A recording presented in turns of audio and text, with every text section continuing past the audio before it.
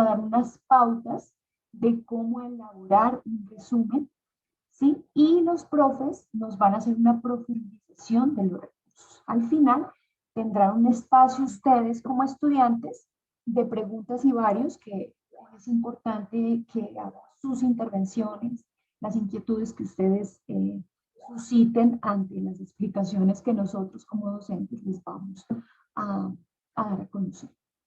Primero que todo, quisiera comentarles que cada uno de los tutores les abrimos los foros y en ellos les dimos, como les reiteraba anteriormente, unos recursos. Estos recursos son muy claros.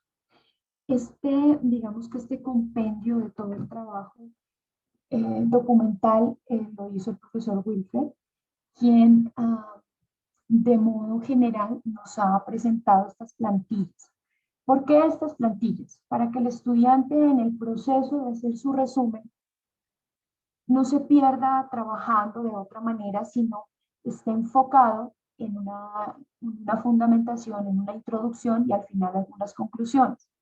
Vemos con mucha preocupación todos los docentes en la red que los estudiantes no tienen esa capacidad de hacer esa síntesis, ¿sí?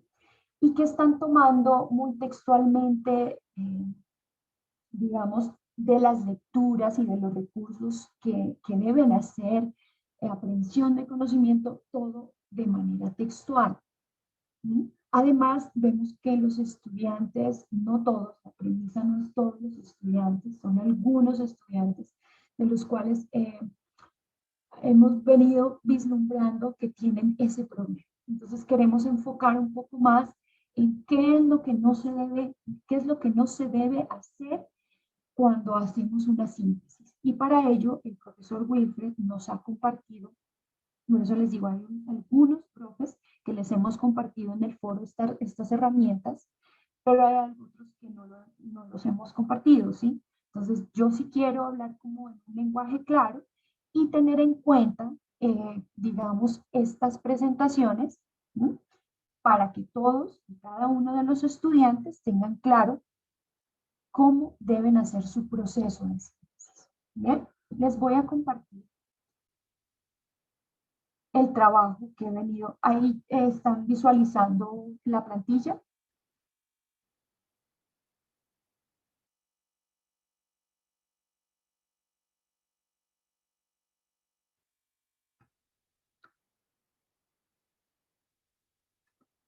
Estimados estudiantes, están visualizando la plantilla para elaborar los resúmenes. Luego de darles estas indicaciones, como les decía, los compañeros nos van a profundizar un poco más frente a estas lecturas, ¿sí? Bien, esta es una plantilla la cual nos ha compartido el profesor Wilfred. Eh, Esta fase, ya sabemos que es la fase 3, es importante que tengamos muy claro las fechas de entrega. Recordemos que la fecha de entrega ahí está suministrada en los mismos recursos, el 30 de abril. Y hay algunos, digamos, algunos pasos que nos ha presentado para desarrollar los resúmenes, ¿sí? Aquí ustedes pueden visualizar en mi pantalla esta plantilla, ¿sí? Porque nos hemos dado cuenta que 3 o una semana antes los estudiantes están perdidos, no conocen las herramientas, no han revisado las lecturas, ¿sí? Entonces, es importante que en el momento en que el estudiante vaya a escuchar o vaya a reutilizar este recurso de web, pues tenga claro cada uno de los pasos para que pueda desarrollar su resumen. ¿Sí? Ustedes lo están mirando, ¿sí? Yo sé que hay algunos que ni siquiera han visualizado los foros por la coyuntura de este espacio, digamos, de Semana Mayor, no lo han hecho. Por eso nosotros, muy amablemente en este espacio, nos damos la tarea a darles a conocer este trabajo, ¿sí? ¿Qué es lo que va a desarrollar cada uno? Entonces, sabemos que estamos trabajando en una estrategia de síntesis. Los estudiantes tienen que hacer su aprehensión de conocimiento, hacer su lectura y luego de realizar sus lecturas de los recursos tienen que hacer una síntesis. ¿Mm? Entonces, en esta fase, el estudiante debe leer los textos, ¿sí? Y luego ir al foro de discusión después de haber leído este material de consulta y desarrollar cada uno de estos resúmenes. Miren, aquí están los criterios de redacción y elaboración de un informe, ¿sí? Deben tener muy en cuenta las normas APA, ¿sí? Porque nos permiten no caer en ese plagio. Recordemos que cada uno de los textos que los estudiantes nos envían, que ustedes nos envían a nosotros como docentes, van a pasar por una herramienta antiplagio llamada Turnitin. Y algunas veces vislumbramos como tutores que tienen el 80% de similitud esos textos, ¿sí? Entonces, nosotros sí les pedimos mucha lectura, mucha reflexión y mucha producción textual frente a cada uno de estos textos, ¿no? Y las normas APA lo que nos permiten es que si nosotros enfrentamos un texto de un autor y estamos de acuerdo con la fundamentación del mismo y tomamos una parte de este texto, porque obviamente el resumen lo debemos respaldar con estas lecturas, efectivamente, pues lo vamos a hacer, ¿sí? Como estudiantes, pues debemos referenciar cada una de las, digamos, de las palabras textuales que tomamos de los recursos. ¿Sí? Por eso dice, y es muy claro en las indicaciones que nos permiten y que nos compartieron en los foros, cada resumen deberá tener al menos una referencia del texto que permita ver su ejercicio de lectura, ¿sí? Y estas referencias deben hacerse siguiendo las pautas de las normas. Miren, es tanto que el profesor ya les da, el docente acompañante ya les permite la plantilla. Simplemente es que ustedes retomen estas plantillas, ¿sí? Y hagamos nuestro resumen. Resumen de la lectura 3, escriben el nombre, el apellido, el tutor, el curso. Miren, ya tienen, digamos que el trabajo, una parte del trabajo, el esquema y el formato para que ustedes puedan realizar directamente sus resúmenes ahí. De esto es lo que yo les hablaba acá en la presentación, como el primer resumen tiene digamos, unas indicaciones muy claras. Como es un artículo de investigación, nosotros debemos trabajar, ¿sí? El nombre del autor, el título, las palabras claves del texto leído, así nosotros vamos a poder fundamentar un poco más lo que estamos, digamos, lo que hemos leído, ¿sí? Una fundamentación, mire que este formato es muy claro, ¿sí? Es muy claro porque en cada ítem, ¿sí? Introducción, fundamentación, él en paréntesis nos da una explicación pequeña de qué es y cómo lo debemos hacer, ¿sí? De esta sección redacte la idea central y explíquela aquí con sus palabras. En la fundamentación también la idea central y la explica con sus palabras, porque lo importante es que ustedes hagan una producción intelectual después de haber leído los textos. Ese es, digamos, el deber ser del estudiante, que pueda hacer un poco de aprehensión, que no tome todo el texto, ¿sí? Del artículo y lo copie y lo pegue en su trabajo, sino que usted diga lo que está de acuerdo y lo que no está de acuerdo con que el autor le está diciendo, ¿sí? Unas conclusiones, ¿sí? Y en el siguiente, digamos, en la siguiente parte que tiene la plantilla, ¿sí? En la siguiente parte, ya en el resumen de la lectura 2, ¿sí? También tenemos en el recurso Hacer Ciencia, Teoría y Práctica de la Producción Científica, miren que todo es claro. En la guía todo está claro, además digamos, estas plantillas y esto que nos comparte el profesor, ¿sí? Va muy claro. ustedes tienen que leer desde la página 379 a la 398. ¿Sí? Y después de hacer esa lectura, ustedes van a colocar igualmente el autor, el título, las palabras claves del texto, una pequeña introducción de lo que usted comprendió, retomando pues la idea central y explicándola con sus propias palabras. ¿Por qué se les dice con sus propias palabras? Porque ustedes son los que van a argumentar y dar a conocer sus propios pensamientos frente a lo que el autor y a lo que el texto me está diciendo. ¿No? Y de esa manera nosotros como docentes sabemos si el estudiante ha realizado una buena lectura y una buena escritura de su texto. ¿No? Miren que aquí hay unos ítems que son importantes que los tengan en cuenta, que es el carácter social de la producción científica. En esta parte, en estos apartes, digamos, ¿no? La ciencia como contenido y método, el carácter social de la producción científica, el raciocinio y la evidencia empírica. Miren que ahí ya está segmentado un poco del ejercicio de lectura que usted como estudiante tiene que realizar. ¿Sí? Lógica intuitiva y método científico, naturalismo científico y la ética como ciencia. En todos estos ítems, usted lo que va a hacer es retomar un poco y redactar la idea central con sus propias palabras. Está muy claro el ejercicio de trabajo que tienen que realizar. Y ya por último, en esta parte de la plantilla, viene la lectura 3, que es hacer ciencia, teoría y práctica de la producción científica también, de las páginas 541 hasta la 556. Miren que la lectura que ustedes tienen que hacer en esta parte final no es, digamos que no es demasiados textos, ¿sí? Pero sí tienen que hacer ese ejercicio muy honesto de la lectura, ¿no?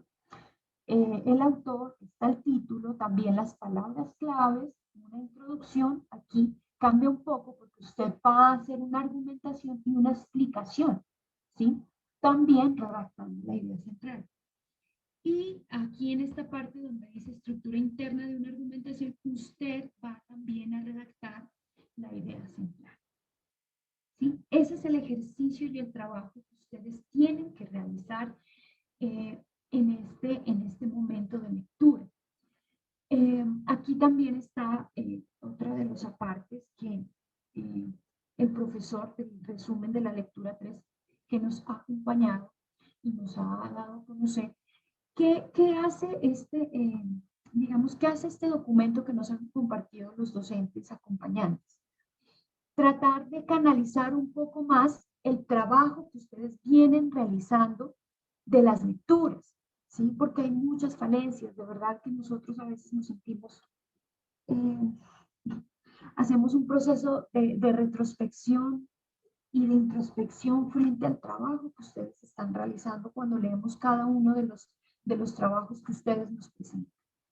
Porque sabemos que no son estudiantes de un curso de primera matrícula, son estudiantes ya que han tenido su proceso también, que algunos ya están finalizando. Y cuando leemos estos trabajos de copia y pegue, no todos los trabajos, ¿sí? Sentimos que en realidad el estudiante tiene algunas falencias y unas falencias desde digamos, el principio de su proceso de formación, ¿sí? Y este curso nos permite indagar, digamos que este curso nos da los primeros pasos de esa producción textual que nosotros como estudiantes realizamos al finalizar nuestro proceso académico.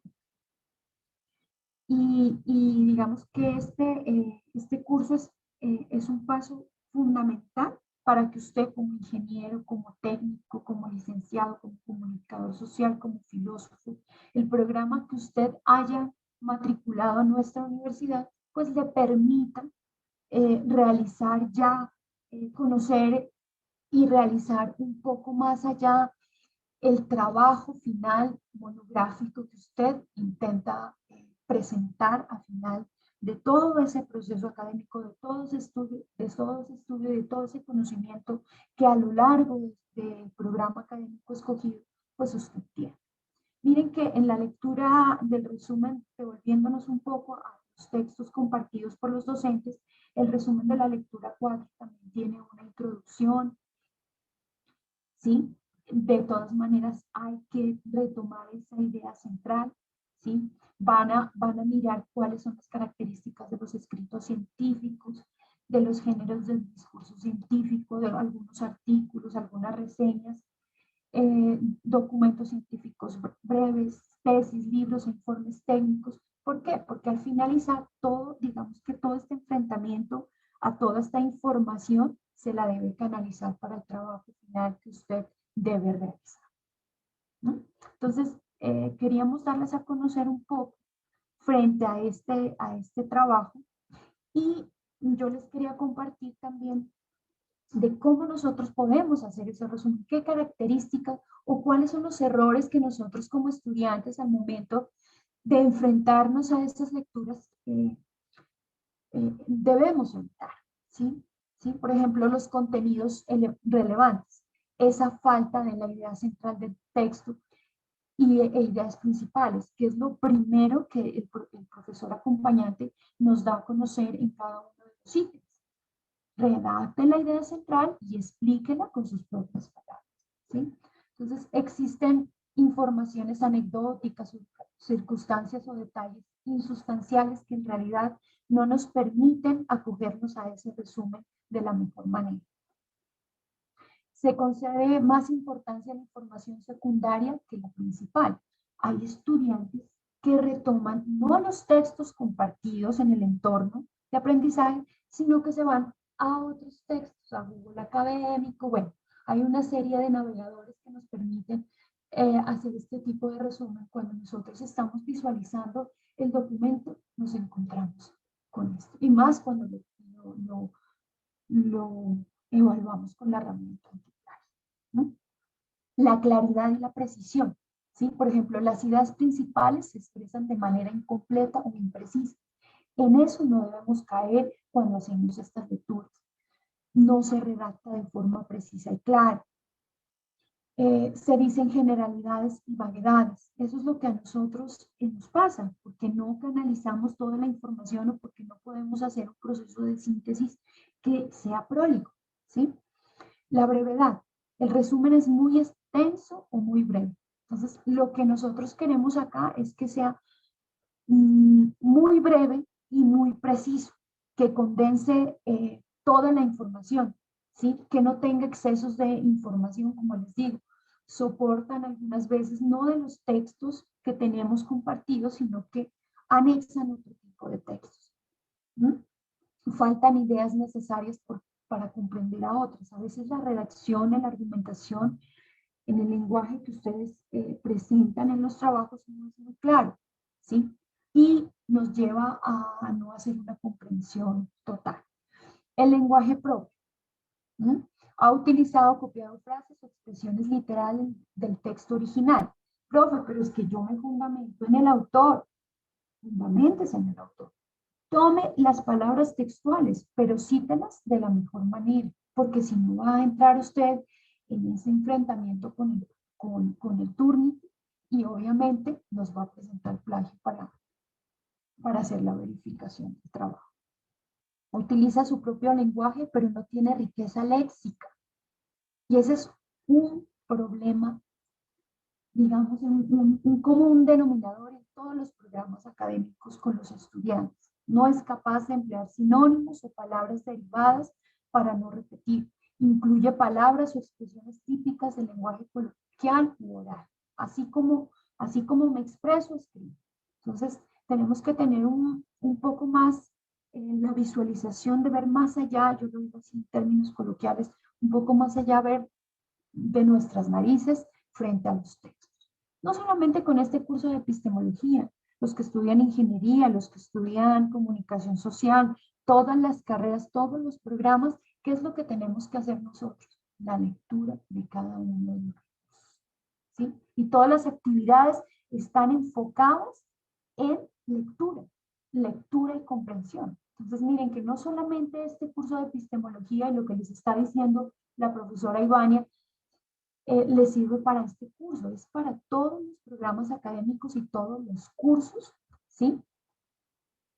Que ustedes están eh, ejecutando en el programa que han matriculado. ¿Mm? El objetivo y el orden. No redacta de modo objetivo. Valora, opina, emite algún juicio sobre lo dicho en el texto. No se ha respetado el proceso de desarrollo del pensamiento, el orden cronológico, la estructura que presenta los textos originales. Entonces, a veces toman apartes, no lo saben explicar, toman apartes del autor, pero no saben explicar. Y solamente los toman y lo cortan y lo pegan. Así han presentado sus trabajos algunos de los estudiantes. Entonces, sí tener muy claro esa objetividad, cuál es el objetivo de lo que yo estoy diciendo. No es cortar y pegar. Si yo no estoy de acuerdo con el texto o si estoy de acuerdo, pues colocarlo y poner en conocimiento. La redacción correcta, adecuada y coherente. ¿Sí? El resumen no tiene unidad, coherencia y sentido pleno. Eso les pasa a los estudiantes, no concatenan de pronto los textos tomados con lo que usted está fundamentando al siguiente párrafo. No pone un mínimo de 2 o 3 oraciones y bien ligadas como si fuera un todo. No utiliza los nexos o conectores al principio, después y a continuación, el por qué, el sin embargo, el pero, bueno, etc.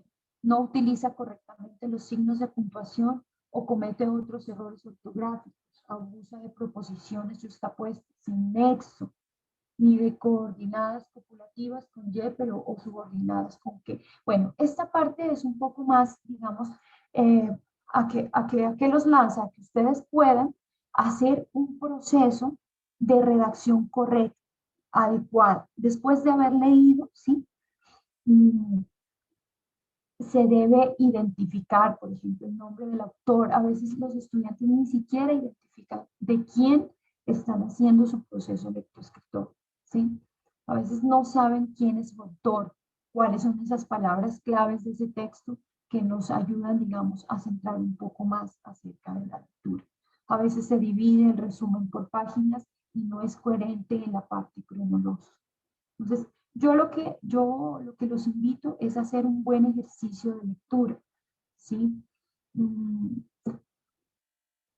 sabemos que digamos, es la metodología desde el principio de las fases y por eso que hemos querido como enfocarnos un poco más en cómo debe realizar ese resumen, de qué manera lo debe realizar, para que no tenga ningún problema, porque hay estudiantes que, profe, no estoy de acuerdo con la valoración que me ha dado mi tutor, mire, yo hice esto, yo hice lo otro, pero en realidad, a qué nos estamos, digamos, a qué como estudiante usted está en la labor de realizar de la mejor manera su proceso de lectura y verificar, ¿sí? Verificar también de qué manera envía su trabajo. Ya se le está dando una plantilla, ya se le está compartiendo un, digamos, un documento en el cual le da a conocer al estudiante la mejor manera para poder expresar su trabajo. Pero a veces nos encontramos en que el estudiante hace caso omiso a estas plantillas y retoma y envía un trabajo en Word que no está muy bien estructurado, que no maneja una forma, ni tampoco maneja un fondo. A veces las mismas lecturas o el mismo trabajo no tiene un orden. eh, a veces trabajan con los textos copiados y pegados y no más, no hay producción intelectual, no hay argumentación frente a estas lecturas. Entonces, la invitación que nosotros les hacemos desde la directora hasta cada uno de los tutores acompañantes es que trabajen de la mejor manera este proceso para que terminemos con bien y no tengamos estas dificultades diciendo no estoy de acuerdo con el tutor, me ha calificado bajito, eh, estoy en 0,0, porque hay algunos que sí cometen plagio, que tienen 99,9% de plagio. Entonces, tengan a bien todas estas, digamos, todas, todo este ejercicio académico que les va a permitir un buen trabajo. Yo les voy a dejar con uno de mis compañeros quien les va a fundamentar un poco más acerca del trabajo que vamos a realizar en, en este curso y el ejercicio de aprehensión de conocimiento. Él, digamos, va a ejecutar una lluvia de ideas con ustedes y vamos a trabajar de la mejor manera este espacio. Como les dije, si ya tienen alguna pregunta, es importante que culminemos la escucha a nosotros los docentes y al final nosotros podemos intervenir los participantes. Profe, adelante, no sé si tú vayas a compartir pantalla.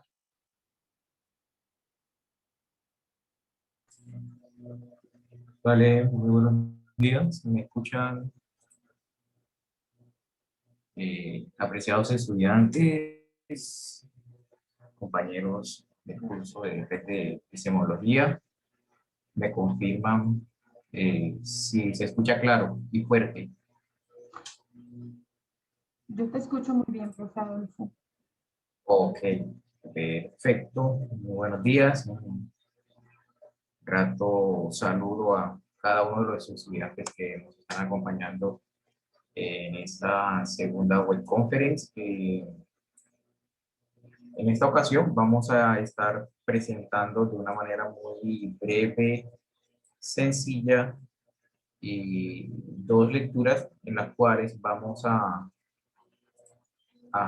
estar desarrollando todo lo que tiene que ver con el resumen, ¿no? Aquí es muy importante, apreciados estudiantes, que tratemos de visualizar esas ideas centrales de lo que vamos a estar trabajando en esos dos documentos. Entonces, y las lecturas que estaré desarrollando es la de Seña 2015, la epistemología en la investigación universitaria, es una de los textos fuentes que vamos a desarrollar en el resumen, y Maleta 2016, hacer ciencia, teoría y práctica de la producción científica. Aquí pues en esa segunda lectura vamos a estar trabajando específicamente todo lo que tiene que ver con las características de la ciencia. Entonces por acá voy a compartir pantalla.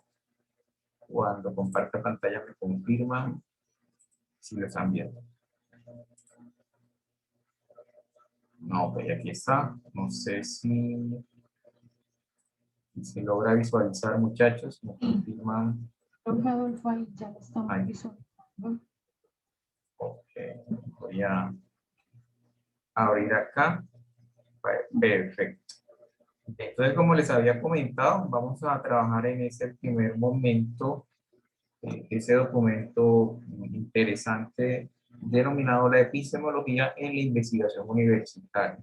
Traté de hacerlo muy esquemático, muy sencillo y muy puntual a partir de este mapa mental, ¿no? La idea es aquí ubicar las ideas centrales de esa lectura para que pues esto nos permita elaborar de manera correcta el resumen. Entonces, una de las, sí, podría decir que la idea central bajo la cual parte este texto de la epistemología en la investigación universitaria, es esa idea, ¿no? Un poco el autor da con ese, podríamos decir, con esa problemática de que hay una necesidad, ¿no? De incorporar dentro del marco de la investigación que se hace a nivel universitario, todo lo que tiene que ver con la epistemología. ¿Sí? O sea, podríamos decir así de manera muy general y precisa la tesis o la idea central bajo la cual parte esta lectura. Repito, es la necesidad de incorporar todos los estudios epistemológicos, ¿no?, en el campo de la investigación universitaria. Ahora, ¿por qué digo esto? Ojo, vamos a ir encontrando unas razones, unas causas frente a, a toda esta problemática que se está presentando eh, frente a este documento. Entonces, identificamos, quiero que sea muy claro y preciso lo que estoy desarrollando, esa necesidad de incorporar esos estudios o esos métodos, ¿sí? O ese campo de la epistemología dentro de la investigación universitaria. ¿Por qué decimos esto? Porque poco el autor encuentra unas deficiencias, ¿cierto? Unas causas que ha traído esta ausencia o esta incorporación de la epistemología dentro del marco de la investigación universitaria. Ahora, ¿por qué se dan todas estas deficiencias o por qué ha aparecido, podríamos decir, estos vacíos dentro de la investigación universitaria? Pues la razón es clara y precisa y nos la da el autor de primera mano, y es debido a que lo que ha tenido una preponderancia dentro de este tipo de estudio de la investigación universitaria es el enfoque positivista. ¿Sí? Quiero ahí detenerme un poco para tratar de explicar esta deficiencia que ha traído toda esta andamiaje o puesta en marcha de este enfoque o solamente dedicarse, ¿no?, a esta parte de, del enfoque positivista dentro de la investigación, ¿no? Eso anulando, podríamos decir, otros tipos de enfoque que también son muy importantes. Entonces, esta deficiencia dentro de la investigación universitaria, menciona el autor, viene porque se le ha dado una preponderancia, ¿no? Podríamos decir fuerte, un énfasis fuerte a este enfoque positivista.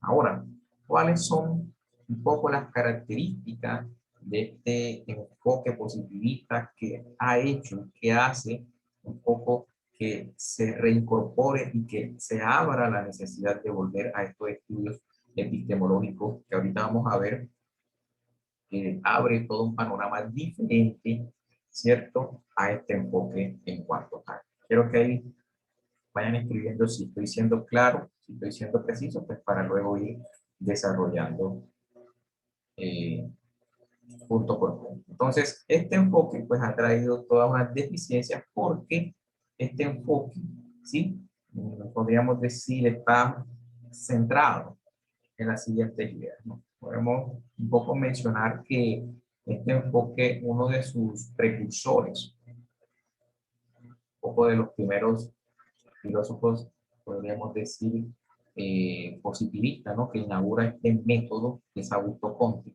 ¿sí?, a partir de todo lo que tiene que ver con el método científico que estaban implementando o desarrollando en ese momento, ¿no? A partir de todo lo que implica, ¿no?, el método cartesiano, el cual es un método científico, un método objetivo, el cual no es un método subjetivo, ¿no? Todo lo que vamos a estar desarrollando en este enfoque positivista tiene que ver con la validación de datos, con la confiabilidad cuantitativa, ¿sí? Es un enfoque que está centrado hacia meramente cuestiones, podríamos decir, estadísticas, datos, cifras, ¿cierto? Y muy poco hacia las causas. Un poco las características que un poco el autor nos da es que es un enfoque que anula, ¿sí?, todo lo que tiene que ver con el horizonte filosófico o con una perspectiva filosófica.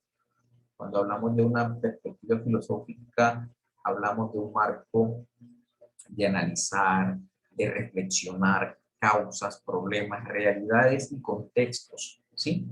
Entonces, es un poco la crítica, o podríamos decir lo que el autor identifica dentro de esta necesidad y de las deficiencias que ha tenido dentro de la investigación científica universitaria, el haberle dado esa preponderancia a este tipo de enfoque. Entonces, este tipo de enfoque trae ciertas limitaciones, trae un poco, como lo menciona, un abuso de los datos, porque pues su esencia, ¿no?, su sentido, ¿tá?, como un poco lo mencionaba, dado por este método científico, el cual se focaliza en datos meramente cuantitativos y muy pocos, y podríamos decir escasos, datos cualitativos, ¿no?, que es lo que nos representa todas las investigaciones cualitativas reflexivas, ¿no?, que permiten las ciencias sociales en este sentido. Esta última idea me permite conectarme con una crítica que estaría haciendo Vygotsky, ¿no?, frente a todo esta preponderancia de este enfoque positivista, ¿no?, frente a la ciencia, en el sentido pues que simplemente se dirige a analizar datos, pero descuida ciertos elementos importantes del contexto de las ciencias sociales. Es muy importante destacarlo y reconocerlo, que dentro de este enfoque pues es casi nulo, o podríamos decir es nulo, podríamos decir este enfoque tendiente hacia las ciencias sociales y otras ciencias. En este sentido, pues está centrado meramente en estas características que ahí estamos describiendo de este enfoque positivista. Bien, entonces, en este sentido, pues, con este panorama un poco que voy dibujando, entonces surgen esas necesidades, ¿cierto?, de incorporar dentro de toda la investigación universitaria es la epistemología, ¿no? Hay una necesidad de que estos enfoques, todo lo que se desarrolla, investiga, tenga un fundamento y un sustento epistemológico, podríamos decir, diferenciado frente a este enfoque positivista, ¿no? Un poco sería lo que vamos a ver ahorita, un complemento de lo que sería esa verdadera investigación universitaria. Entonces, vemos que hay una necesidad de incorporar la epistemología, una epistemología tratada o entendida, ¿cierto?, como una filosofía de la ciencia. Ahora bien, ¿cómo podríamos nosotros entender esta epistemología como filosofía de la ciencia? Pues brevemente sería un saber la naturaleza del conocimiento.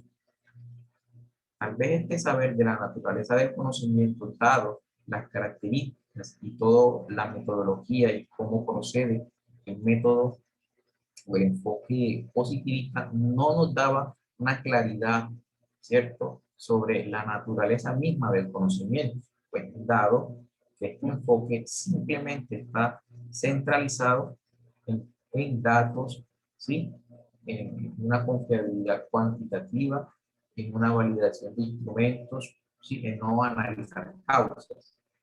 Pero al nosotros enfocarnos en una epistemología como una filosofía de la ciencia, va a comenzar a analizarse esa realidad, ese contexto del conocimiento.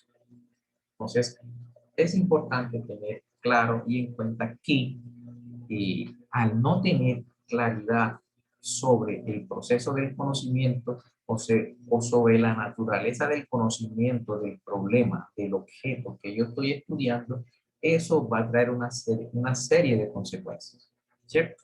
Entonces, nosotros al investigar, simplemente enfocarnos en datos, en cifras, vamos a descubrir un gran panorama, ¿sí?, de ese conocimiento y de ese problema.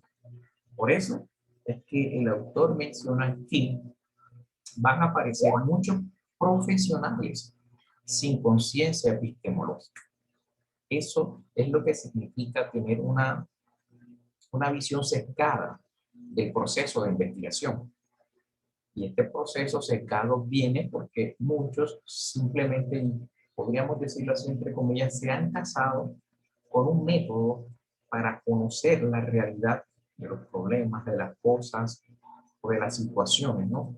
Entonces, al estar matriculados simplemente con un método, eso cercena la manera de conocer completamente la naturaleza del conocimiento, de los problemas o de la realidad en la cual yo quiero enfocar, ¿no? Entonces, dada esta característica, este enfoque, cuando hablo de enfoque positivista, ¿no?, ha traído en muchos de los profesionales, y cuando hablo de profesionales hablo de diferentes profesiones, ¿no?, ingenieros, administradores de empresa, muchas áreas, ¿no?, de las profesiones, en el sentido que simplemente se han enfocado solamente en un método. Entonces, esto trae profesionales sin conciencia epistemológica. Eso quiere decir, o a nosotros nos da a entender que estos profesionales sin conciencia epistemológica desconocen todo el proceder, ¿sí?, y la esencia de la epistemología. Todo este desconocimiento de la epistemología nos trae tres aristas o tres ideas. Una es que no conocen o no analizan la realidad. Cuando yo hablo de realidad, pues es todo el contexto, es todo donde nosotros nos envolvemos y nos movemos, ¿no? En nuestro contexto. Desconocen la realidad metodológica de ese conocimiento o de la epistemología. Tercero, simplemente están dedicados o controlados por lo técnico, ¿sí?, simplemente por datos, cifras que pueden llevar a resultados objetivos en este sentido propios de este enfoque. Entonces, eso es lo que primero trae este desconocimiento, ¿sí?, o estos profesionales que muchos están graduando y apareciendo. Por eso es muy importante ver este curso de epistemología, verlo a conciencia, analizar por qué es importante la epistemología dentro de mi campo de estudio, porque esto me permite abrirme a nuevos panoramas, ¿cierto?, a nuevas maneras de conocer y de entender.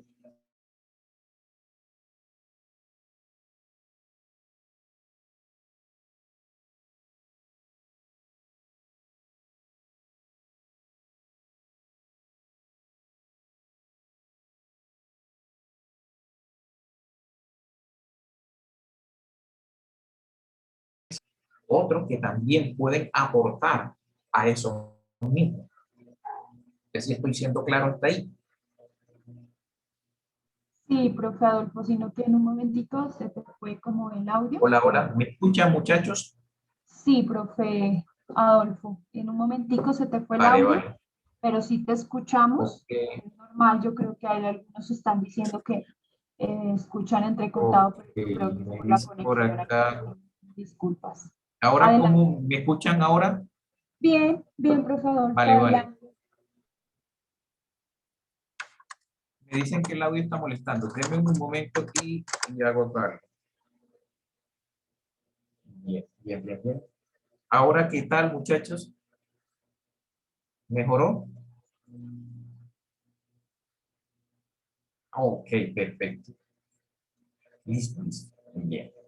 Entonces, por acá creo que alguien me preguntaba sobre la última parte. Bueno, retomo para que quede claro todo. Entonces, muchachos, estamos hablando de que cuando, sí, dentro de la investigación universitaria, nosotros nos enfocamos solamente en un método, en este caso, en el método positivista, ¿cierto? Descuidamos otros métodos. Aparte de este enfoque positivista, existen otros enfoques. Enfoque hermenéutico, el enfoque cualitativo, ¿no? Es decir, existen una variedad de métodos para entender la realidad de los problemas o del conocimiento. Entonces, cuando un profesional simplemente está sesgado a un enfoque, esto va a traer una serie de consecuencias o de los problemas. Es un poco lo que le estaba describiendo allí. Cuando simplemente podríamos decir, una carrera profesional, ¿cierto?, está dictaminada, está siendo fundamentada bajo un solo enfoque, sus profesionales, sus egresados, van a ser profesionales sin una conciencia epistemológica, ¿sí?, es decir, una conciencia clara sobre el panorama y la realidad de todos los problemas, porque simplemente pues, fueron fundamentados en un tipo de enfoque, que es el positivismo. Entonces, un poco habíamos hablado de que este profesional sin conciencia epistemológica, pues en realidad desconoce la esencia, ¿sí?, de la epistemología. Entonces, esto simplemente se evidencia porque estos profesionales sin conciencia epistemológica no analizan la realidad, desconocen toda la metodología de este forma de conocimiento y simplemente pues muchos están centrados y simplemente focalizados a lo técnico. Entonces un poco lo que describía con relación a esos profesionales sin conciencia epistemológica. No, creo que por aquí me pregunta,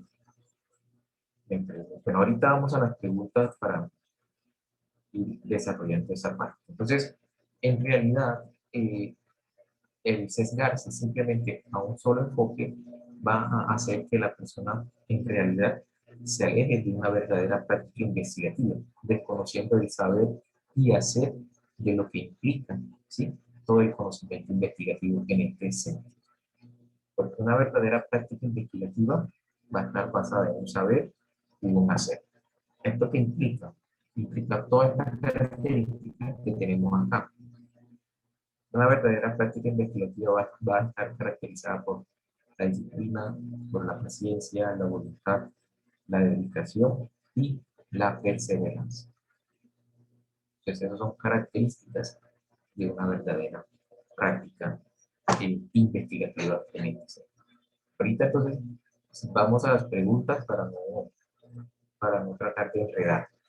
Aquellos que tengan preguntas, algún comentario, pues ahí lo vamos desarrollando en el chat. O los profes también, si me pueden ir ayudando, ahí aclarando algunas inquietudes que los muchachos se están presentando bien. Entonces, muchachos, aquí tenemos entonces todo un panorama que les he estado desarrollando con relación a la epistemología en la investigación universitaria, ¿no? Ya hemos entonces revisado que hay una necesidad, ¿no?, de incorporar eh, este enfoque o esta la epistemología, ¿no?, dentro del campo de la investigación universitaria. Pues el conocimiento de esta trae una serie de deficiencias y una serie de problemáticas. Entonces, la segunda parte un poco que trae este documento para fundamentar y para empezar a desarrollar esa tesis bajo la cual parte es que hay una necesidad, ¿cierto?, de incorporar a la epistemología, dado que se ha reconocido que hay unas deficiencias. Entonces, hay que reincorporar la epistemología en la investigación. Es la segunda parte, entonces, podríamos decir, el desarrollo de la tesis que el autor pues, va a desarrollar en ese sentido. Entonces, tenemos que hay que reincorporar. Pero aquí ser muy claro con eso para que podamos desarrollar ese punto. Entonces, hay que reincorporar la epistemología en la investigación. Ahora, ¿cómo se va a reincorporar? ¿De qué manera o de qué forma? Pues aquí tenemos varias aristas que podemos analizar con relación a esto. Entonces, para reincorporar la epistemología, la investigación universitaria requiere, ¿sí?, reincorporar la intersubjetividad.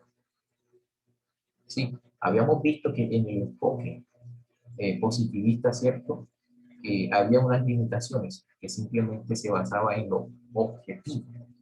Cuando nosotros hablamos de intersubjetividad, estamos hablando de incorporar a el otro, ¿sí?, de incorporar procesos de diálogo, de incorporar procesos comunicativos, de incorporar, ¿no?, el saber, la realidad, el contexto en donde nosotros nos estamos moviendo. Eso es lo que implica, ¿cierto?, reincorporar dentro del ámbito de la investigación universitaria la intersubjetividad. ¿Sí?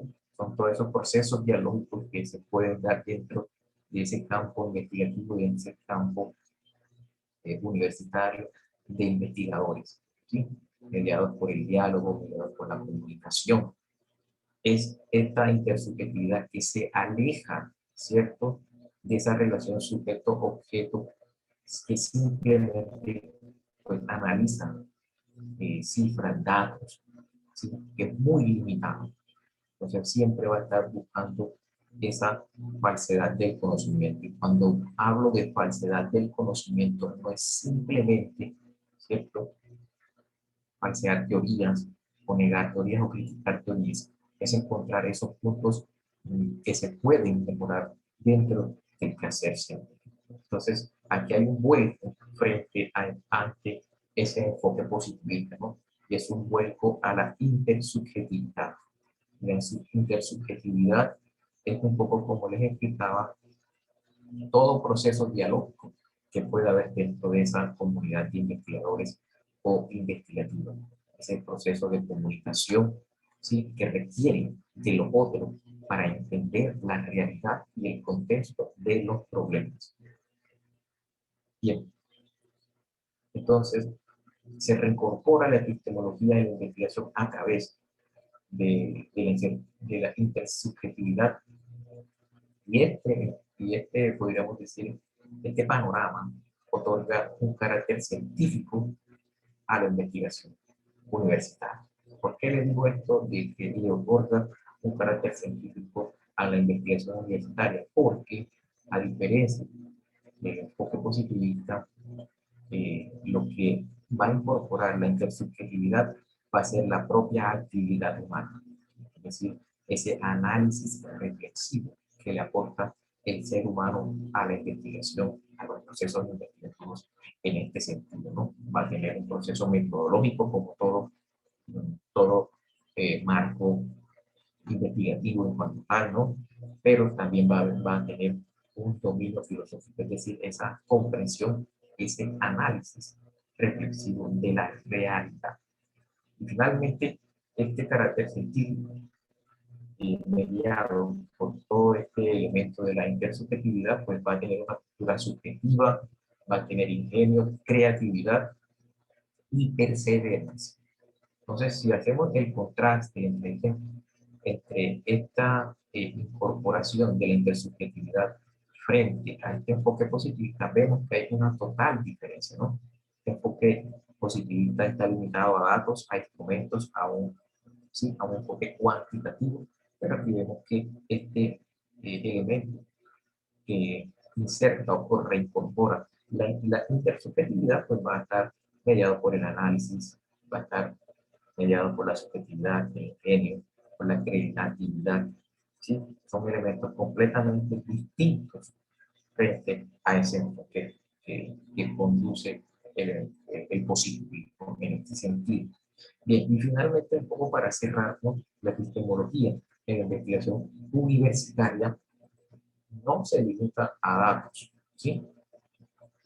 La epistemología o incorporar la epistemología a partir de la intersubjetividad, ¿sí?, es un diálogo abierto, no como el enfoque positivista, que es poco el diálogo porque está simplemente basado en algo objetivo, concreto, ¿sí?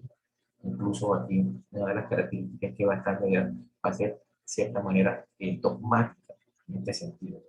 La diferencia de lo que se reincorpora con la intersubjetividad es que no se limita a datos, sino que es abierta al diálogo.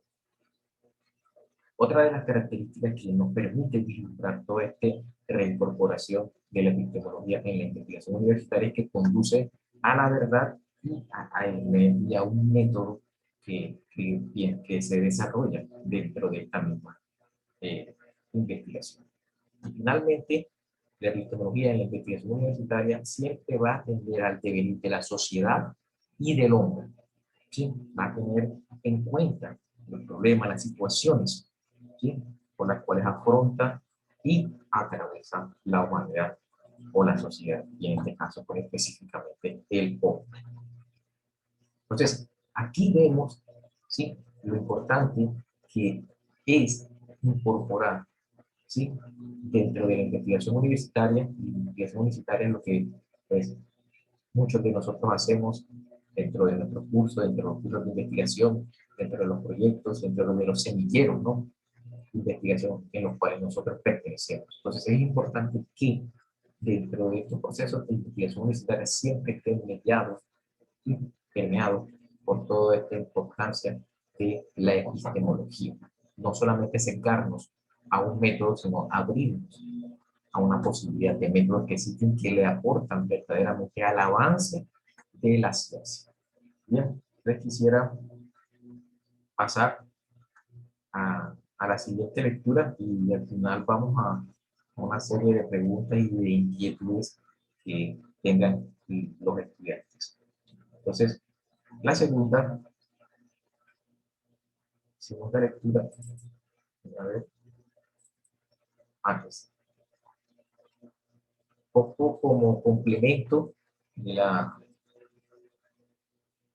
la anterior lectura, en esa vamos a estar enfocando un poco más específicamente a esas características de la producción científica, ¿no? Dentro de este documento, bien documento sencillo, bien puntual y claro, identifiqué 6 características dentro de la producción científica. Quiero aquí ser muy claro y preciso con las ideas que voy a presentar dentro de este mapa mental.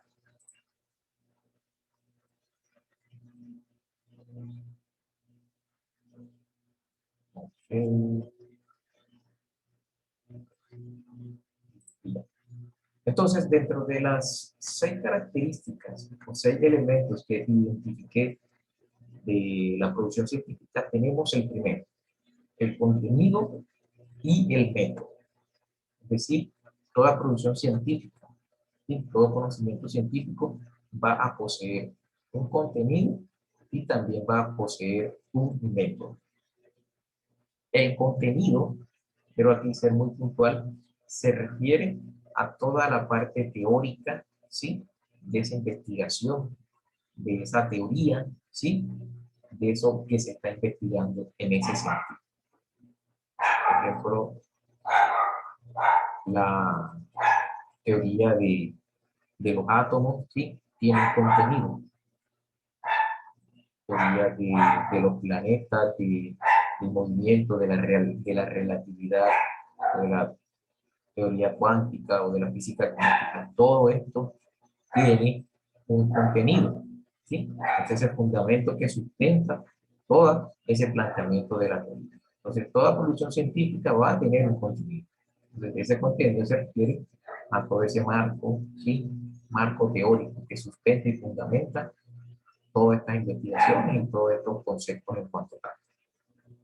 Ahora, es importante tener en cuenta que este contenido, ¿sí? Esta parte teórica es provisional y mutable, ¿sí? Es decir, esta teoría que en algún momento apareció, vamos a decir la teoría del Big Bang, ¿cierto? En algún momento pues tuvo una importancia y una relevancia, pero cuando aparece otra teoría, ¿sí? Inmediatamente pues es reemplazada o es provisional y cambiada por otra en este sentido. Entonces, ahí es cuando hablamos que es provisional y mutable, es decir, que puede ser refutada por otra. Bien, entonces, aparte de que tiene un contenido, en la producción científica también tiene un método. Entonces, este método va a estar caracterizado por lo que nosotros conocemos y ya muchos de ustedes o lo pueden haber visto, son aquellas características o técnicas de la investigación. ¿Sí? Las técnicas de observación, lo que tiene que ver con el método, eh, la forma en cómo abordar los datos, analizar los datos, ¿sí? Eso es lo que tiene que ver con todo este proceso de técnica de investigación. También es importante tener en cuenta que dentro de este método pues, está basado en algo y es el método científico, ¿sí?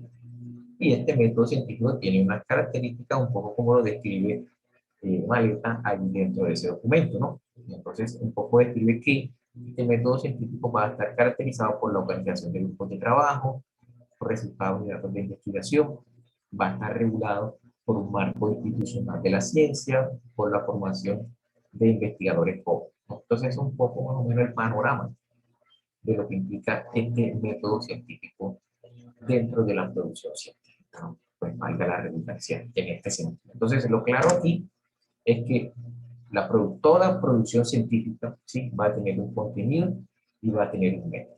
El contenido va a estar caracterizado por ese componente teórico, ¿sí?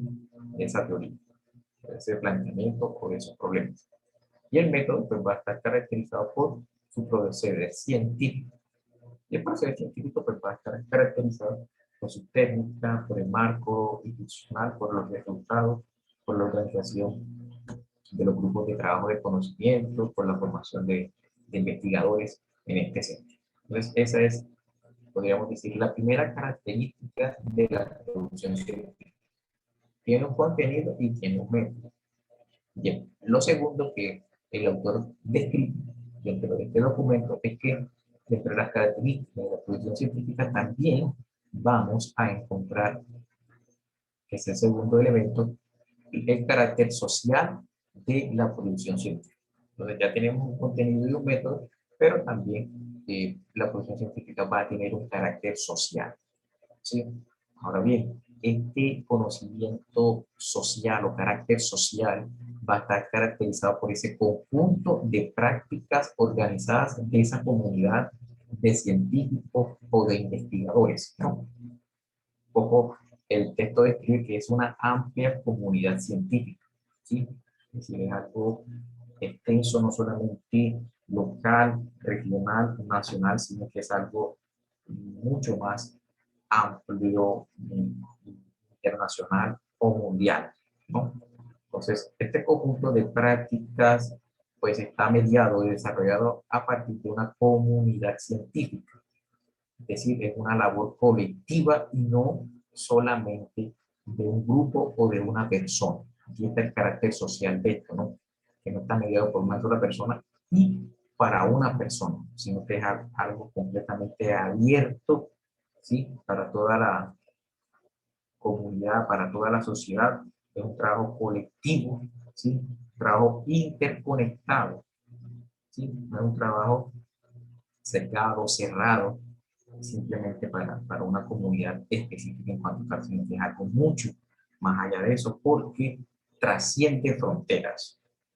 Un poco lo que nosotros podemos analizar con este carácter social de la producción científica es todos los desarrollos que se están realizando en estos momentos con la vacuna del COVID, con el tratamiento del COVID, con la identificación, ¿cierto?, de todo este virus que se dio, que se está dando en nuestra sociedad. Entonces, ahí vemos un claro ejemplo de lo que nosotros podemos entender por el carácter social de la producción científica. Es decir, no solamente China los que aportan, sino que es Rusia, es Alemania, es Estados Unidos, es España, es Italia. Sí, toda esta comunidad científica internacional o mundial que están aportando en pro, ¿cierto?, de encontrar vacunas, de encontrar soluciones frente a una problemática o de un virus que está atacando a la sociedad en este sentido. Entonces, es el carácter social, ¿no? Trasciende fronteras, no tiene limitaciones,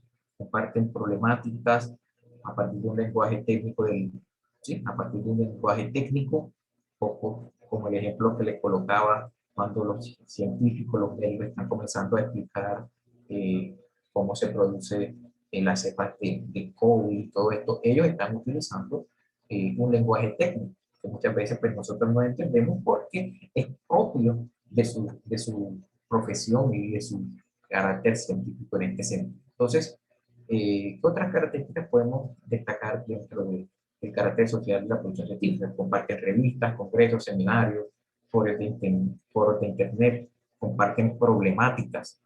Y como les daba el ejemplo, la problemática que nosotros podemos destacar en estos momentos y que gran parte de la comunidad científica está estudiando, investigando, es el COVID, ¿no? Un poco el ejemplo más claro que les puedo traer para entender cuál es este carácter social. Si este carácter social no es solamente focalizado para una comunidad o para unas personas específicas, sino que es algo que trasciende todas las fronteras en pro de la sociedad. Entonces, este es un elemento muy importante de la producción científica, porque imaginemos que eh,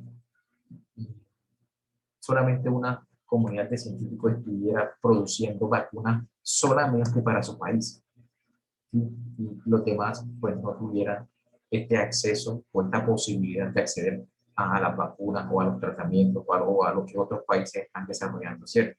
Entonces allí veríamos pues no un carácter social, sino un carácter individual, egoísta de la producción científica. Entonces, la producción científica en este sentido está abierta, sí, abierta para la sociedad, para ayudar a la sociedad.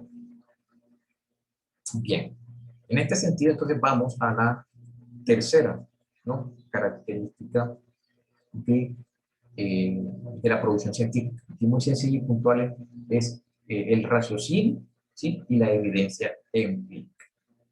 Nosotros hablamos de raciocinio y evidencia empírica, está relacionado con la indagación o la actividad cognoscitiva, ¿sí? El raciocinio se refiere a esa indagación, ¿sí?, a esa actividad que todos los seres humanos tenemos y poseemos. Desde el hombre desde el hombre de las cuevas hasta nosotros actualmente, el hombre ha tenido indagación y ha tenido una actividad cognitiva que con el proceso del tiempo, de la historia y con la maduración de todo este tiempo ha tenido cambios en este sentido, ha tenido evolución, ¿cierto? Ha tenido crecimiento, lo ha tenido, pero siempre dentro del hombre ha habido esa capacidad, un poco como habla el autor, esa capacidad de indagación, ¿sí? Esa capacidad de conocer, de pensar, de analizar ciertos problemas, ciertas problemáticas en este sentido. Un poco el autor colocaba el ejemplo de que en una cueva entraban tres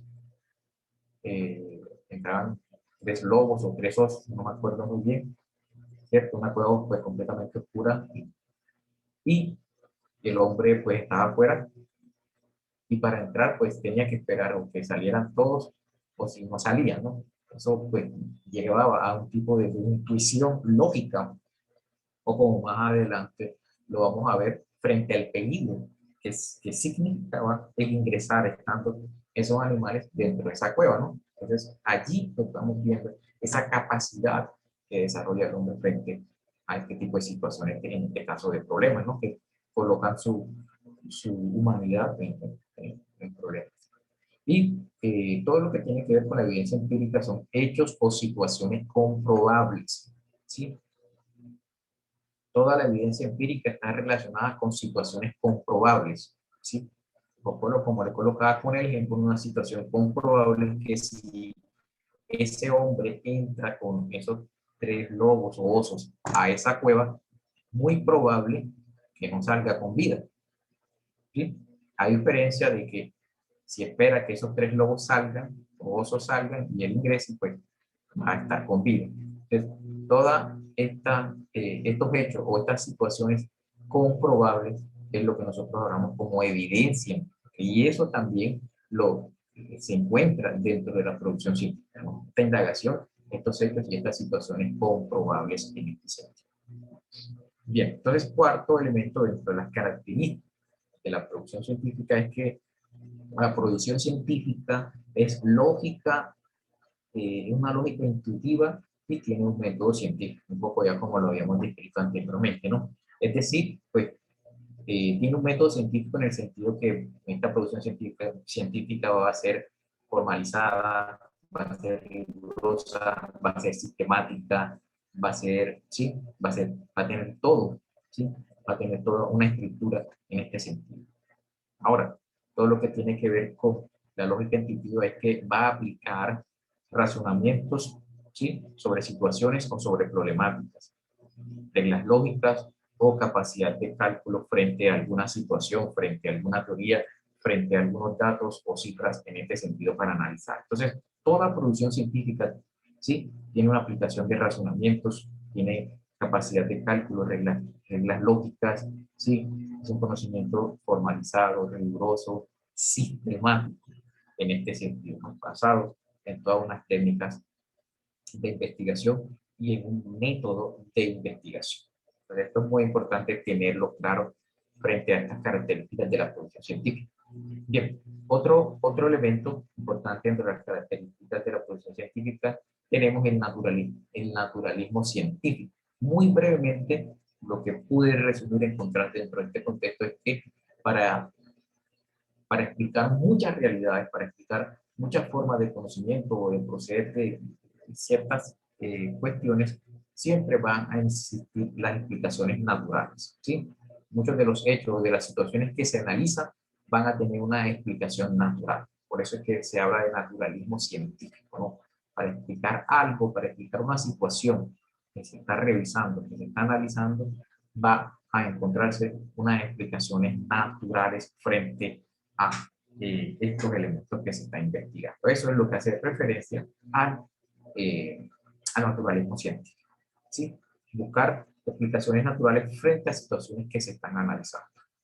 Y por último, tenemos el sexto punto o la sexta característica de la producción científica, que es la ética de la ciencia. Este es un punto demasiado, podríamos decir, importante, no solamente dentro de la producción científica, sino también dentro de nuestra producción académica, intelectual y como estudiantes y como profesionales, ¿no? Este marco, un poco como lo describen allí, este marco ético o este mecanismo de autocontrol es supremamente importante para todas las ciencias. ¿Sí? Entonces, toda producción científica va a tener un marco regulatorio, ¿sí? Porque si toda producción científica, y ya hablando en un sentido más amplio, toda investigación en todos los sentidos y en todos los campos, si no tiene un mecanismo de control, pues esto se puede desbordar, ¿cierto? Y caer en gran cantidad de situaciones complejas y difíciles. Entonces, todo marco de producción científica va a estar regulado por un mecanismo de autocontrol. Y este mecanismo de autocontrol es la ética de la ciencia, ¿sí?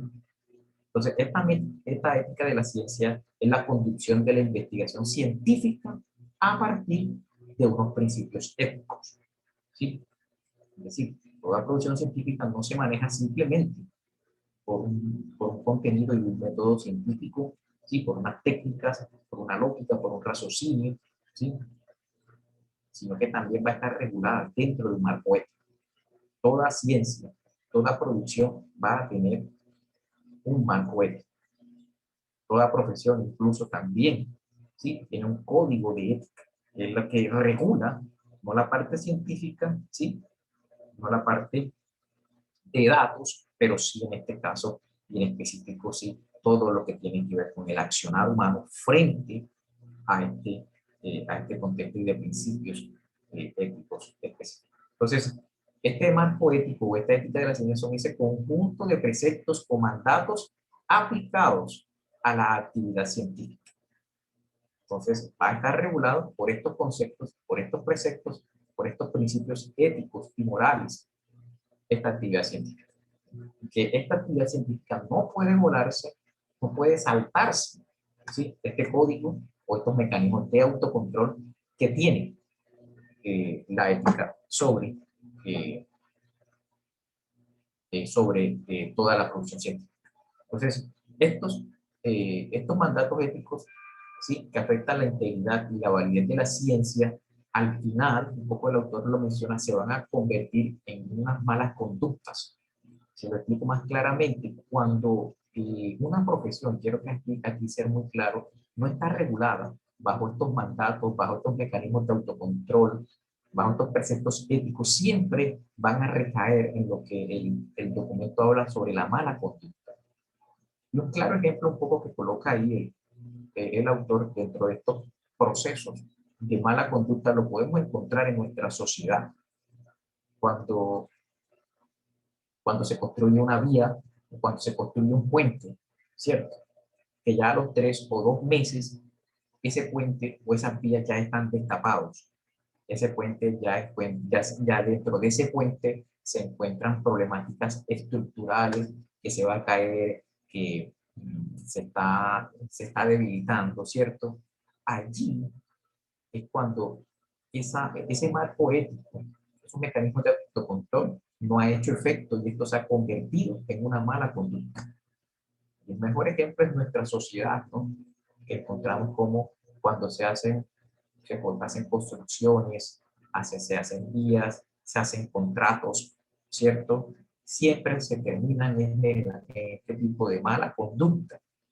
Otro ejemplo que también nos pone es la falsificación, es la fabricación, es el plagio, investigar. Esto también se convierten en acciones de mala conducta que no están reguladas bajo un marco ético o bajo la ética de la ciencia. Cuando nosotros plagiamos un documento, cuando nosotros citamos un texto sin la referencia correcta, ahí estamos incurriendo en una mala conducta. Y cuando hablo de mala conducta no estoy hablando de algo religioso o de algo espiritual, estoy hablando de un marco ético que dentro de muchos profesionales de nuestra sociedad, ese marco regulatorio se ha olvidado, se ha alejado completamente y se ha borrado o se ha difuminado dentro de su accionar profesional. Por eso entonces toda producción científica, y yo le agregaría toda producción científica, toda producción profesional, académica, personal, en nuestros trabajos,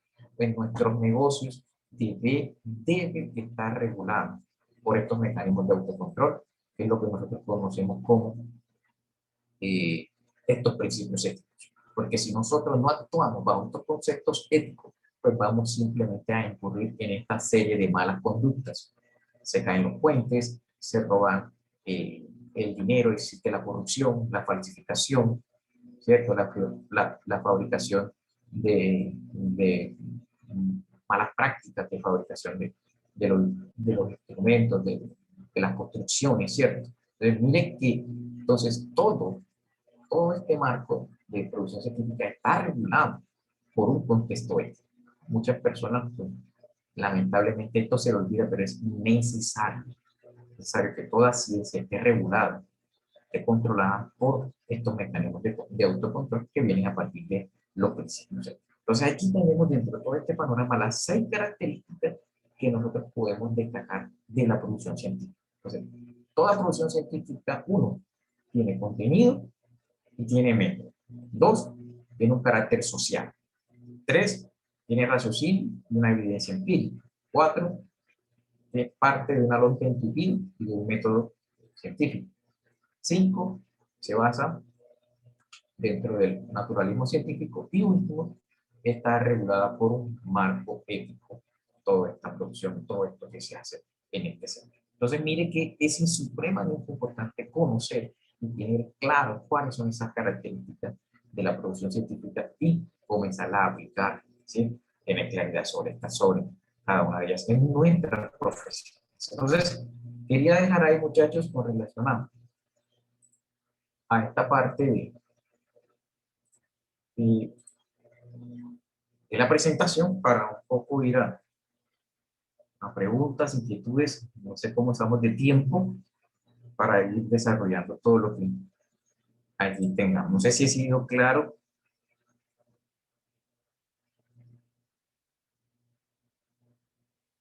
Preguntas, muchachos. No sé si ha sido claro, si he sido claro con la presentación. Sé que eh, son unos documentos algo densos, pero aquí lo esencial es que podamos comprenderlos a partir de estos mapas mentales que les vamos a estar compartiendo y que traen una claridad sobre lo que desarrollan cada uno. Esto le va a ser esto va a ser un muy buen insumo para desarrollar los resúmenes. Aquí está esquematizado todo para que ustedes pues hagan un muy buen ejercicio en su resumen. Entonces, no sé si todos dicen por acá, fue clara, muy precisa, muy claro. Lina dice que ha sido clara. Julie dice clara. Ok, perfecto, ¿no? Entonces lo dejo con la profe Ivania, que va a seguir con la presentación. Entonces, muchas gracias, muchachos, gracias por su atención y bueno, un fuerte abrazo.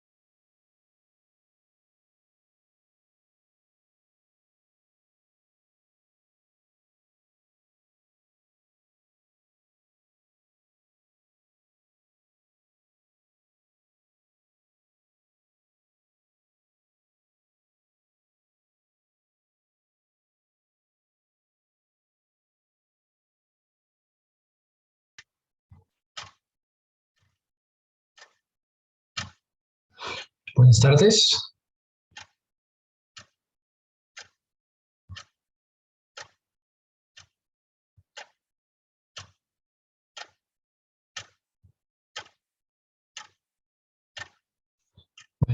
Buenos días, ¿me escuchan?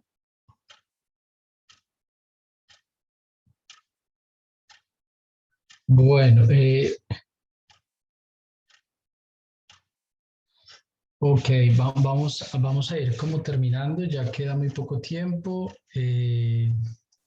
Simplemente voy a englobar la información que acabó de dar el profesor, que fue muy clara. El profesor eh, hizo una excelente introducción a lo que es la epistemología y cómo ésta se involucra en el quehacer de todos, del quehacer profesional de todos ustedes.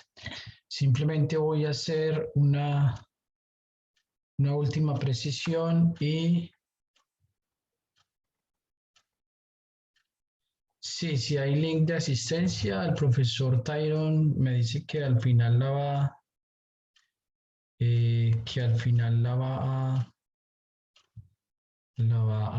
a colocar. Entonces, ¿todos ven esta pequeña presentación que tengo acá de la argumentación científica?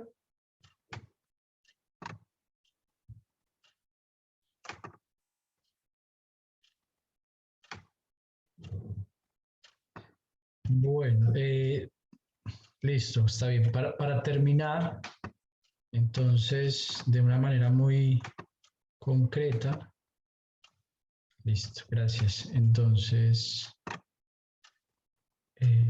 momento. Listo. No, simplemente lo que nos acaba de decir el profesor nos sirve para preguntarnos a nosotros mismos cómo se traslada lo que nuestra producción de conocimiento, cómo se traslada a un texto. Esa pregunta es muy importante porque cuando ustedes ya tienen un conocimiento adquirido, ese conocimiento adquirido hay que darlo a conocer. Si ese conocimiento que ustedes adquieren por medio de lecturas, por medio de clases, por medio de las múltiples maneras a las que hoy podemos acceder al conocimiento y que ustedes organizan mentalmente y crean un conocimiento nuevo, ¿cómo se transmite este nuevo conocimiento? Digamos que hoy hay diversas formas de darlo a conocer, pero una de ellas son a nivel textual, ¿sí? Lo que conocemos nosotros como artículos, ponencias, tesis de doctorado. Entonces, ese traslado de nuestro conocimiento a un nuevo formato requiere o demanda unas reglas, demanda unas exigencias. No es lo mismo escribir un cuento que escribir un informe para, para una clase en particular. No es lo mismo escribir una poesía que escribir una poesía sobre la naturaleza que escribir un paper sobre sobre lo que es la naturaleza en sí. Es decir, son formatos distintos que nosotros debemos ir aprendiendo a manejar. Entonces, quiero recalcar en algo, digamos que en las lecturas de Maleta hay algo que él recalca y yo quiero que lo trabajemos de una manera muy sencilla y es la lógica de los textos. La lógica de los textos. Porque si expongo todo esto, me voy a quedar ahí. Entonces, la epistemología es un hacer con sentido común. Ustedes cuando estén escribiendo un texto deben determinar cuándo lo que ustedes están escribiendo es lógico y cuándo lo que ustedes están escribiendo es ilógico. Es muy común en los estudiantes ver que copian y pegan textos, pero muchas veces ese copy-paste de textos es de una manera muy arbitraria y ambigua. Y cuando uno los lee, uno se da cuenta que efectivamente hicieron una juxtaposición, eh, superpusieron un texto al otro y les queda un texto como una colcha de retazos muy pictórico incluso un texto muy pesado de leer porque se convierte no en un texto original de ustedes, sino un texto donde no hay una continuidad de ideas. Es decir, que es un texto ilógico. Cuando ustedes vayan a escribir un texto, cuando tengan que entregar sus resúmenes, por favor, hay una manera de darnos cuenta si están bien o no, y es la lógica del texto. Entonces ustedes cuando se enfrentan a unas lecturas, ustedes hacen unas inferencias, hacen unas deducciones y a partir de esas inferencias y deducciones, ustedes deben estructurar un nuevo conocimiento. Y estructurar un nuevo conocimiento es algo que tenga coherencia, que tenga lógica. Entonces, la lógica, entonces, para argumentar bien, para poder expresarme de una mejor manera en un texto, debo tener en cuenta que la lógica es una estructura de organizamiento, que es una estructura de ordenamiento, que existe una secuencialidad de ideas, que esa secuencialidad me lleva a mí a que no existan unos desequilibrios y que lo que yo esté describiendo no incurra en falacias. Era otro tema del cual se puede ahondar mucho más, pero simplemente lo voy a resumir con esta frase de Shakespeare. Aunque todo es mentira, no deja de tener lógica todo lo que se dice. Las falacias se direccionan allá, ¿sí? A decir muchas mentiras, pero que en su lógica tiene sentido. Es muy cercano al discurso de los políticos que todos son mentiras y mucho de lo que ellos dicen es lógico. Y eso pasa mucho también en el ámbito universitario. Casi que los estudiantes también se vienen acostumbrando a, a proponer cosas que suenan muy bien, pero que todo lo que dicen no tiene una lógica, ¿sí? Y no tiene una lógica de fondo, porque aparentemente sí la tiene.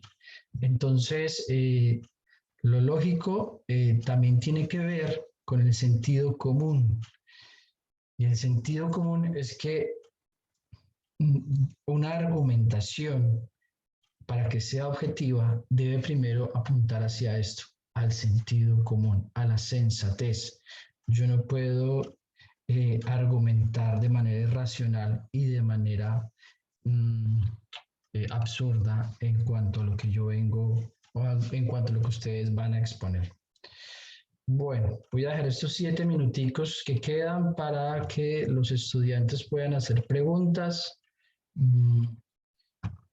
y resolver dudas. Entonces, si alguien tiene preguntas, dudas, en este momento ya acaban de colocar la lista, el profesor Tyron la acaba de colocar en el chat, entonces llenamos la asistencia. Y si hay preguntas, pues bien, si no, le doy la palabra a la profesora Ivanía para que termine la reunión y para que dé sus apreciaciones, no sé.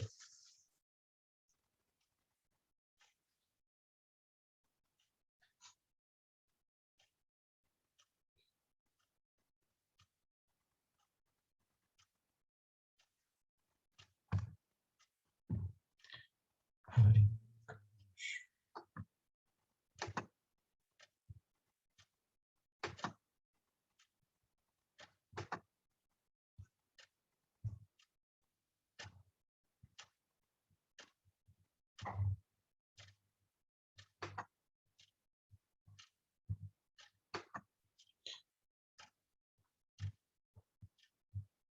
Creo que están abiertos los micrófonos.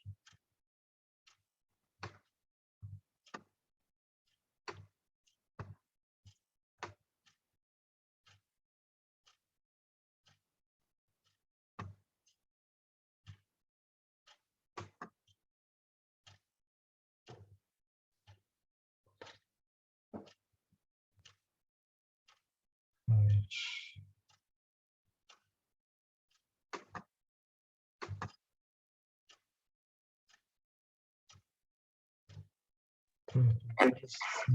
Sí, Buen día para todos, ¿me escuchan?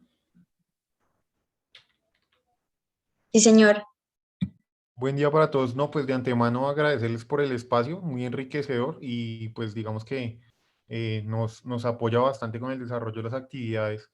Es un temita así como puntual. Bueno, de hecho son dos temitas. El primero, pues digamos que en mi caso la profe ya nos compartió ahí, digamos, las lecturas, los PDFs y esos formatos pues que nos estaban mostrando al principio la directora del curso en Word. Sin embargo, cuando uno pues le da clic para descargarlo, lo redirige a una página y dice, lo sentimos, el archivo solicitado no se encuentra.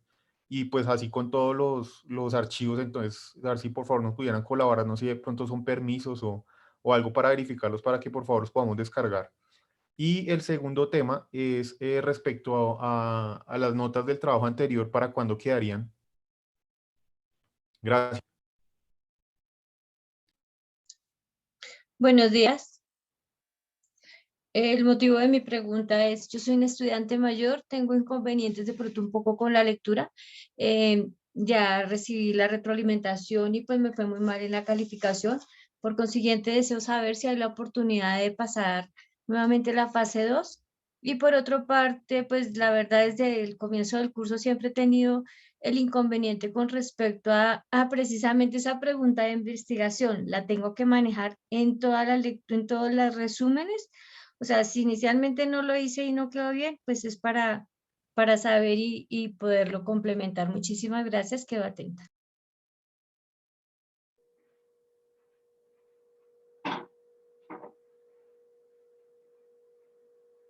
Buenos días, tutores, profesores, compañeros.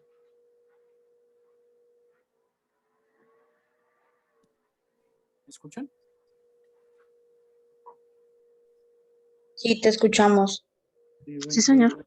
En cuanto a las lecturas, ustedes, mi consejo es redireccionarse a la biblioteca de la universidad. Ustedes entran allí y buscan en el buscador de la biblioteca y colocan buscar libros.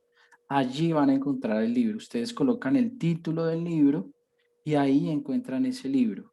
Eh, el libro incluso tiene cuando ustedes entran allí les va a dar la función de audiolibro. Ese libro está en audiolibro, varios están en audiolibros, entonces les sirve a todos ustedes como para hacer irlos leyendo o irlos escuchando mientras trabajan.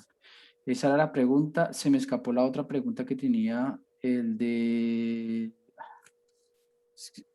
Y bueno, en cuanto a la entrega de trabajos, digamos que cada profesor es discrecional a la hora de manejar la entrega de los trabajos. Eh, yo, la profesora Ivanía ha estado muy abierta a recibir trabajos, entonces sería con el permiso de ella, estoy hablando sobre el conducto regular, con el permiso de ella, poderse direccionar luego al profesor. Y estoy seguro que sí, o sea, creo que sí se puede hacer. Entonces, pero tendrían que pedir, solicitarle permiso a la directora de curso, pero también digo que es también muy discrecional del profesor que está a cargo del grupo de cada uno de ustedes. Eh, en cuanto a la pregunta, creo que ya no, digamos que no habría problema en cuanto a la pregunta que tú señalas. Los nuevos resúmenes demandan nuevas exigencias o están solicitando nueva información. Entonces, para este creo que ya no hay problema de la pregunta. Profe, buenos días. Yo tengo Buenos una días. duda. Sí, Lina. Profe, lo que pasa es que yo vivo en la zona rural, ¿sí? Sí. Cuando yo, o sea, a mí me queda muy difícil, digamos, en la biblioteca, o sea, en la biblioteca uno no puede descargar el libro completo, sino a veces me deja descargar 10 o 15 páginas o menos. Entonces, pues casi siempre me voy atrasada o sea, por lo mismo, porque en la biblioteca pues no tengo internet, no tengo acceso a internet en la finca. Yo no sé si hay la forma de de que el profesor nos facilite el libro en un PDF que no necesite, pues, o sea, que lo pueda descargar y abrirlo en la finca sin ningún problema. Bueno, en ese caso, bueno, lo que yo te aconsejo primero es hablar con tu tutor, que él te Eres facilite. tú, profe. Listo, entonces yo te lo subo ahorita, me escribes al correo y te lo envío de una vez. Sí, profe, ¿Listo? sí, porque es que sí he tenido inconvenientes con eso. Bueno, Profe, profe, Listo. muchísimas profe, gracias. buenos días. Profe, buenos días, discúlpeme, vamos así como en orden, qué pena, Sí. compañeros. Sí, gracias, profe. Yo tenía tres preguntas. Yo ya nosotros por parte de mi tutora Franci recibí yo los formatos. Mi pregunta es, en los resúmenes nos piden una cierta cantidad de palabras que debe contener cada resumen, ¿de acuerdo? Supongo que esas palabras van a estar escritas entre la introducción, entre la fundamentación y la conclusión. ¿Es correcto? Sí. Perfecto. Esa es mi primera pregunta. La segunda pregunta. Dentro de la guía nos están pidiendo pantallazos. La verdad, yo Sí. pedí permiso en la oficina para hoy asistir a esta web conferencia. ¿Sí? Ujú. Pedí por 1 hora y media y la verdad ya llevo 2 horas, digamos, volado de la oficina porque pues entendemos que comenzamos tarde. ¿Sí? Y la sesión de preguntas es importante. Si no hubiera asistido a la reunión, pues yo observaría la grabación que va a quedar. ¿Sí? Y dentro de Sí. la guía nos piden que pantallazos en la participación. En la primera sesión, o sea, en la anterior trabajo que se entregó, yo no pude asistir y la verdad no sé si me vayan a calificar mala nota por no adjuntar pantallazos. Ujú. Seguramente muchos de los compañeros que estábamos o que no pudieron asistir no tienen pantallazos. Entonces yo no sé si eso primero nos va a afectar o nos va a afectar o van a afectar la nota. Yo asistí pidiendo permiso pues porque dije, me van a rajar en la primera actividad. Entonces no sé si con el tema de pantallazos de verdad o la hora de estas conferencias hay que replantearlas porque a las 8 de la mañana, iniciando semana de una Semana Santa, yo creo que para los que trabajamos por fortuna, los lunes es un día bastante pesado y hoy no sé Ujú. por qué lo programaron así.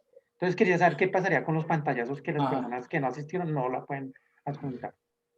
Bueno, te hablo desde mi experiencia. En las guías se dice que es discrecional del profesor y que tienen que hablarlo con el profesor cada uno de ustedes. Lo que yo también veo es que también se le puede comentar a la directora de curso. Ustedes les escriben, ahí veo que alguien está diciendo que cómo se habla, el correo de ella está ahí, de la profesora Ivania, y ustedes le escriben a ella comentándole el caso del pantallazo, esperar si el profesor lo estuvo en cuenta o no, si les bajó o no, y de esa manera luego pues solicitan como la que reconsideren esos puntos. Porque sí, yo entiendo mucho ese tema. Con mis estudiantes hicimos unos acuerdos y digamos que yo les di los puntos en cada caso por particular. Eh, entonces, habla con tu tutor y yo sé que él va a estar muy abierto a escucharte y de pronto pueden llegar como pues como una negociación donde los dos queden satisfechos. Es como Bueno, lo que yo te podría decir. gracias. Y Y mi pues, última pregunta, así que, espera, disculpe. sí, sí, sí. Sí, mi última pregunta es, bueno, entendemos que el tema de estas lecturas son complejas, aunque estoy revisando, pues en promedio creo que son casi 15 páginas lo que hay que leer de las lecturas en promedio, ¿sí?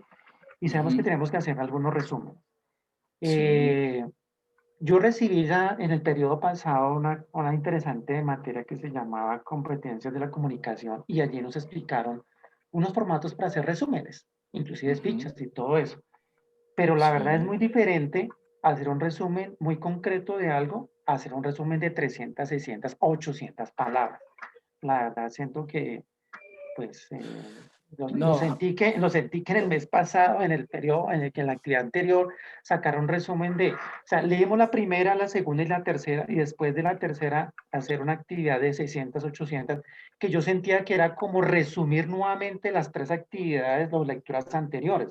No sé si de Ujú. pronto yo tengo personalmente enfocado que es, voy a hacer la primera lectura y voy a sacar un resumen. Hago la segunda y hago la tercera y la cuarta. Después del final, no sé si es que debo volver a hacer un nuevo resumen de 800 palabras, ¿sí? Diferente a las 4 que yo a las 4 anteriores que yo saqué. Ujú. Mira, entonces, lo que pasa es que ya me están diciendo que ya debo terminar la web conference por cuestiones de la universidad. Entonces, lo que yo te recomiendo y lo que yo les recomiendo ya a todos es que, por favor, tener un diálogo más cercano con su tutor, escribirle, en caso donde no le contesten, buscar a la directora de curso y ella estará muy pendiente de que se den esos encuentros con su tutor para que puedan solucionar estas dudas puntuales. Y pues vamos a terminar ya la web conference. Les damos muchas gracias a todos y esperamos verlos en una nueva oportunidad. Y por favor, escríbanle a la profesora Ivanía e igualmente a su tutor comentándoles estas inquietudes que ustedes tienen y en la brevedad les daremos respuesta. Por ejemplo, yo sé que tengo que enviar un correo con el documento completo y así será. Entonces, pues bueno, los dejo y muchas gracias a todos.